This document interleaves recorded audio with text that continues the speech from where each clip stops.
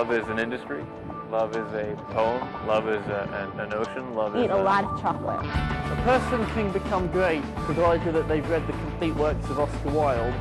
Then after doing that, she's a good woman, you know, somebody you're going to connect with, somebody you feel that you can create an entire life with.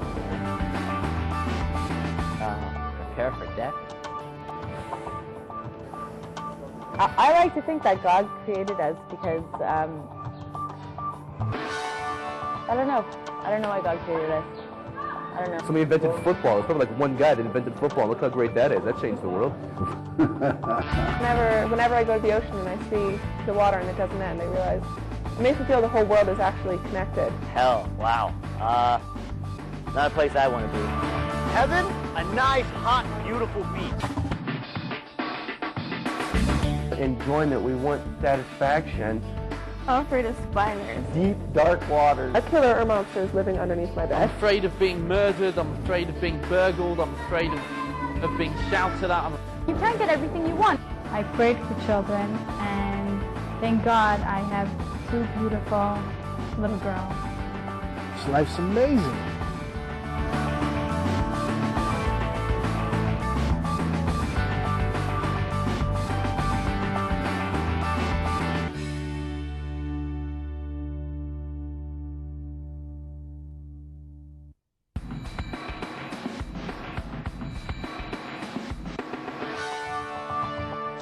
Would I like to be honored by other people? I think I would, because it's cool, you know, you can get to drive in fancy cars and meet fancy people, and yeah, it's quite fun.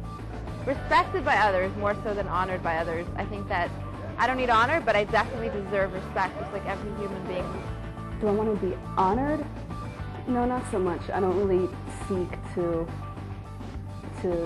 be in the spotlight. Not so much honored. I want to be respected. If by honored you mean I want people to consider my feelings, then yes. If by honored you mean like treated on a higher standard than everybody else, no. If other people honor you, it means you did something good. So it's kind of a skill for you to know if you're doing something, you know, if you're going the right way. Sure, I like to be honored by others because it makes me feel good. I think that honor comes by others if you honor them. So if I'm honorable to others, then yes, I want to be honored by them in return. For me, honor is recognizing the gifts that God has given to me, and if I can project that, that's honor. To be honored, sure, if there's something to honor me for. According to our tradition, and our Torah teaches us, avoid honors. Honors are corrupting. They're ruining your appreciation, your accomplishment. Let me illustrate. Let's say you know somebody, a friend of yours, that got into a situation where he's all choked up, he bought up too much, he needs $5,000, it's do or die, yeah?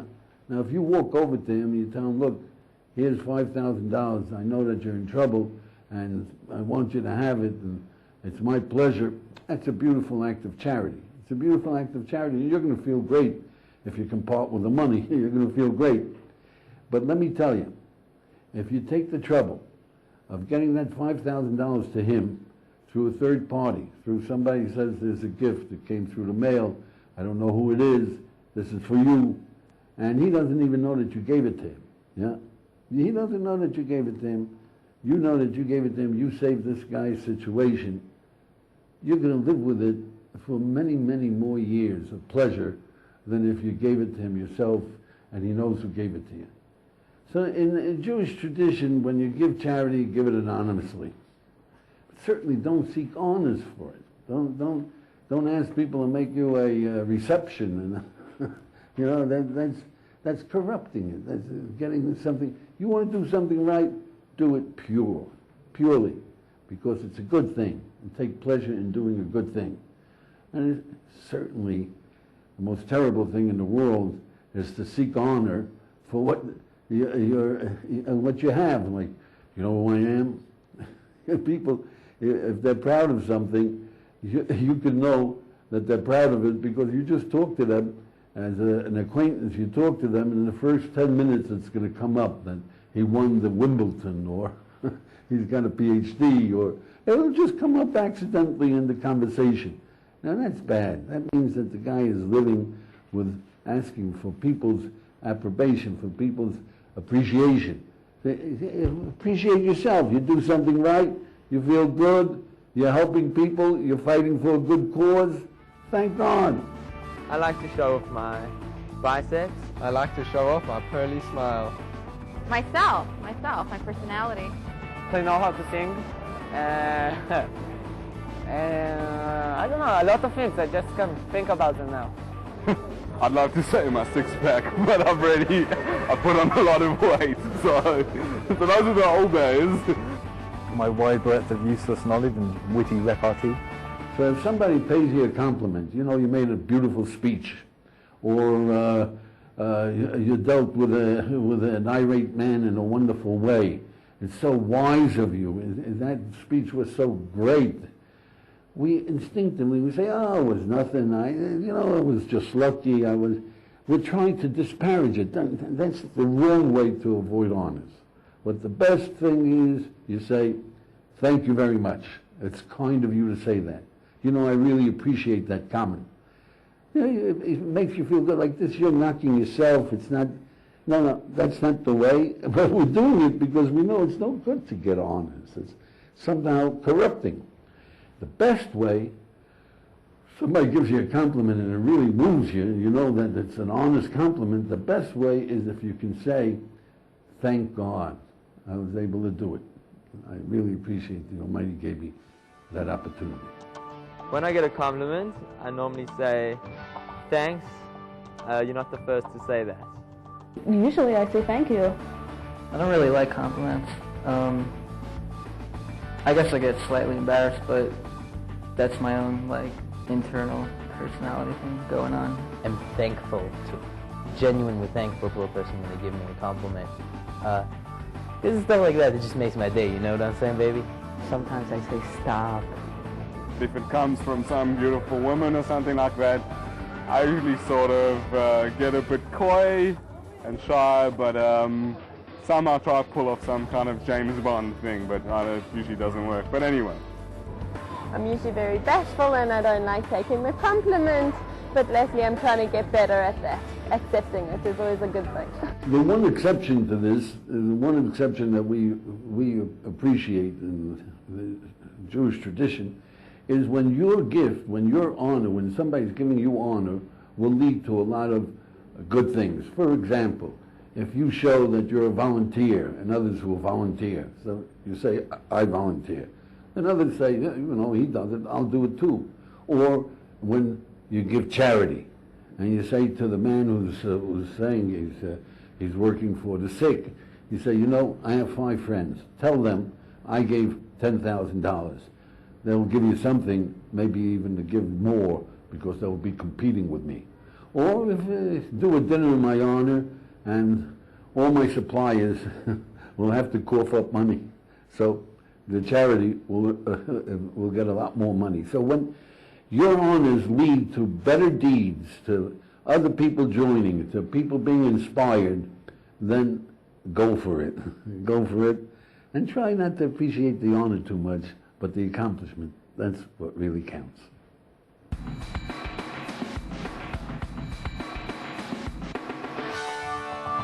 Why do bad things happen to good people? It's predestined, baby. It's predestined. That's the way it is. Bad things happen to everybody. Bad people, good people. The reason why bad things happen to good people is the same reason why good things happen to bad people, and it's not in our power to contemplate such things. It's just life.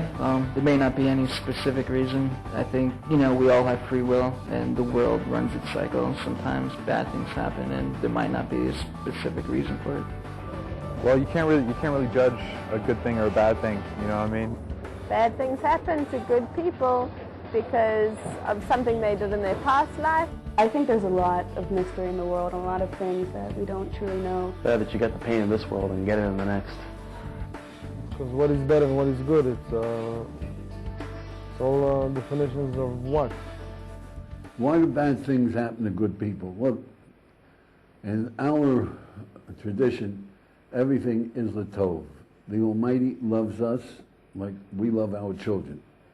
So children will complain for the fact that they aren't given sweets, or they didn't get a toy, or we ask them to brush their teeth, or we're persecuting them. They're persecuting. I got to wash my face. I'm going to sleep. Who's going to see me?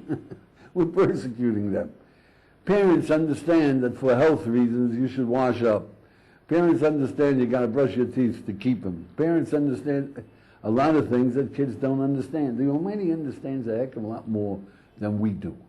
If you're going to fight Him, and children fight their parents, and they're miserable, and the parents are miserable, and it's just one big misery. If they listen, and they listen to their parents and trust them, then they'll learn about what it's about.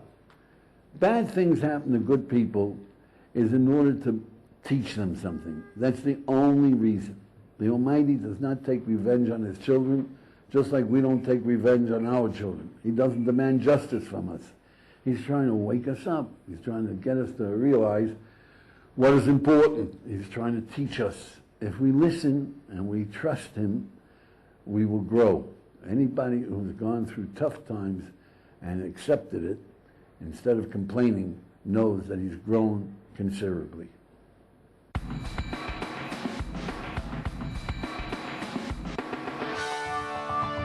When someone has to do the right thing and hates it, get it over with. If it's truly the right thing, then he has to find some sort of motivation, something happy, something good about it, so that it doesn't become such a chore and something that he really hates. Well, you should really love doing the right thing, but in the meantime, just do it because it's good anyway. That's a small question. Go for advice. Go to someone that you see as wise and ask them for advice. Say to yourself, I'm not making any excuses, and put any questions, anything like that out of your mind, and go forward. What should a person do when he has to do the right thing and he hates it? You got to visit an old aunt and she's complaining, and you got to apologize to somebody for doing something wrong, and you know you got to apologize, and you got to. There's so many of these things that we got to do, obligations. We feel we have to do it. It's wrong not to do it, and we suffer through them. What should you do? So you know what you do? Enjoy yourself. It's easier said than done, but you got to learn how to enjoy being good. So I give an example. You know, how to enjoy being good. Let's say you're visiting Manhattan. In Manhattan, they have this beautiful boat. It's called the Circle Line. It goes around Manhattan, on the rivers around Manhattan, and the sights are beautiful. And if it's a spring day, it's so gorgeous. I mean, people really, really go for it. They love it. It also happens to be that, you know, going around New York, you go on the East River. The East River happens to be one of the most polluted rivers in the whole world. Most polluted, because you see, all Manhattan flushes into the East River, and a good part of Brooklyn. So you don't want to look at the water. But you're on the boat. It's a beautiful experience. You're enjoying it. It's a gorgeous day. Now this fella, he's leaning too far forwards. Leaning too far. He's looking. He's leaning too far. And he falls in. He falls into the river. You look around. Nobody there. It's only you and him. He's looking you straight in the eye. He goes, glove, glove, I'm dying. I can't swim. Help, help. No life preserver, nothing. And you know how to swim. You going after him? I should hope so. You know, the guy's drowning. So you jump in. Pardon me, but you know something that comes out of one of these toilets. Pardon me, but hits you right on the nose. That's you hit it right on the nose. You're going to throw up. I'm telling you, guaranteed. You throw up. If no, you throw up. Okay, you strengthen yourself. I mean, it takes a little strengthening, but you strengthen yourself, and you grab the guy. Now your hands are full of mud. You throw up another 3 times until you can catch yourself. You throw up 3 times. You're miserable as all heck. You strengthen yourself again. You grab the guy. This time he's trying to kill you. You know, these guys are desperate. They put their hands around your neck and they squeeze, You can't even breathe. You know what to do? Let me tell you what to do. Just in case, let me tell you what to do. You see, you go down, down, down. This guy thinks you're crazy. You don't want to go down. So he climbs up on top of your head. Then you come up behind him, you grab him in the grip, and you're fighting the current. And what's going on in your head? You know, it's universal. What's going on? It's the worst day of my life. I wish I was dead. This guy should have dropped dead before I ever laid eyes on him. I'm going to sue the Circle Line. This is the worst day of my life. Why me? Why me? I never should have come to New York. This is terrible. Okay, you finally get out. You take 50 hot showers, 100 hot baths. You can still stay in the same room. You get a new suit of clothing. You take the next plane out of New York to wherever your home is, and you're never going to visit New York the rest of your life. 20 years from now, we ask you, tell me, what was the greatest day of your life? The greatest day of my life? I saved this guy. And I focus your attention. I saved this guy. And you know what? I threw up 4 times. Now tell me, did you ever throw up in your life? Everybody's thrown up, yeah? So you're going to tell somebody, you know, I threw up? Well, what are you so excited about? I was a good man. I saved this guy. And you know what? He tried to kill me. What are you so excited about? I was a good man. I saved him. You want to meet him? You see, after the fact, it's easy to enjoy being good. The tougher it was, the greater your pleasure. It can be memorable, yeah? But if you try and enjoy it while you're doing it, you got to be a professional. You can't always do the right thing. Well, wait, no, you can always do the right thing. I mean, you can't always be a hero, if I may try to quote Goethe here, but you can always be a man, he said. You can always do the right thing. It's a choice. I call my mother in the morning when I don't want to, but because I need to speak to her and she wants me to call every day. I remember once I took my parents' car for a spin before I had the license, and I scratched it, and I guess I had to tell them that, even though I could have easily got away with it and said that someone else scratched it. Once I was upset with my friend, and I thought if to call her or not, and then I decided to call her. I thought it was the right thing to call her, even though I felt like it was a very hard thing for me to do, and in the end I realized it was the right thing to do. One thing that I did that was truly honest, and I didn't want to, but I knew I had to, was going to rehabilitation. Being good is heavy. I'm valuable. I'm meaningful. I'm strong. I'm disciplined. It's self-respect. Doing the right thing, just because it's proper, it's like making a beautiful shot. You know, in basketball, you fall backwards and you throw the ball and it goes in. Wow, that was beautiful, yeah? Or in soccer, I don't know how you hit the ball the right way and you hit it with the nose and it goes in on the, oh, that was a gorgeous shot. It's being beautiful. It's doing the proper thing. It fits. It gets into the corner. So there are a lot of things that are not obligations, but are obligations because it's proper. See, if you sign a contract and you tell a guy, look, I'll pay you $100 a month for the next 5 years, otherwise you get my house, you get my car, and you garnish my salary. That's an obligation. If you don't do it, you're in trouble. So you just live up to the obligation. But if somebody says to you, you know, you want to buy a home, I'll give you a $10,000 loan. When you have money, you pay me. When you don't have money, that's okay. No pressure. Just enjoy yourself. Yeah. Now you have some money. Who do you owe more? The guy who gave you the loan with a contract that ties your hands and feet, or the guy who says, look, you pay me when you have the money? Proper, right, beautiful, is the first guy you pay, is the fellow. Well, you have to live to your obligations. That's legal. You have to live to your obligations. But in morally, you owe the person who gave you $10,000 without any conditions. And you know who gives you $10,000 without any conditions? $20,000, sometimes even $50,000. Who in the world would give you a loan of $50,000? Who would come over to you and say, I hear you want to buy an apartment, and you know what? I have some money lying around, so I'm going to give it to you. And when you have time, no pressure, whatever you do, just pay me back as soon as you can. Who is a guy like that? Except your father and your mother. And you have an obligation, but it's not with a contract. But if you take pleasure in honoring your father and mother, then you're taking pleasure in being a beautiful human being and doing the right thing.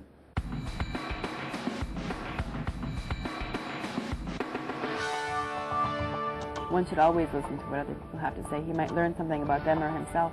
Hey, there's a lot of people smarter than me. Maybe they'll teach me something. If you mean by listen, like, to consider, then yes. If you mean, like, follow everything everybody says, no, of course not.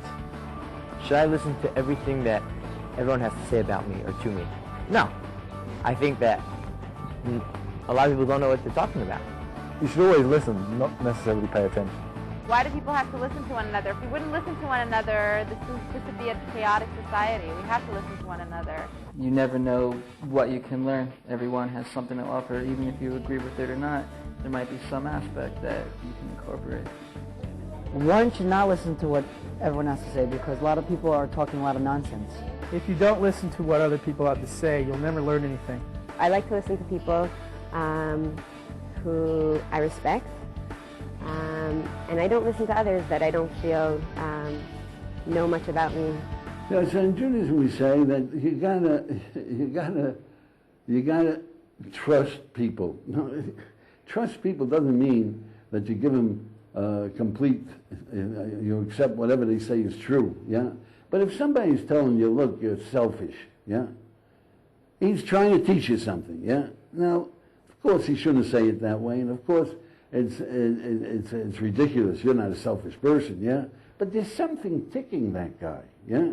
Trust that there's something that you irritated in that guy that gave him that reaction, that he has to tell you you're selfish. So now examine yourself. What is it? What is it that he's saying? Okay, that's a particularly difficult time to do. But when somebody says, we should believe in God, or somebody says don't, and somebody says, you've got to pay attention to them. They have something to say. You say, why do you say that? Where are you coming from? You've got to give them a little credibility. Otherwise, you're turning off everyone. When somebody says, God spoke on Sinai, give them a little credibility. Say, how do you know? Give me some evidence. If you don't give them that credibility, then you're knocking yourself off from any movement from what you are brought up for. Now, everybody knows that we're all brainwashed. If we were born in China, we'd be communists. And if we were born in Iran, Khomeini fans. And if we were born in Gaza, murder the Jews. And if we were born in India, holy cows. The only way you can get out of brainwashed society is if you give people credibility when they tell you you're nuts. You say, would you mind showing me where you draw that conclusion? What is your evidence, sir? Yeah? Trying to be polite. Yeah? And when he tries to give you the evidence, give him a hearing. And you can save yourself an awful lot of trouble.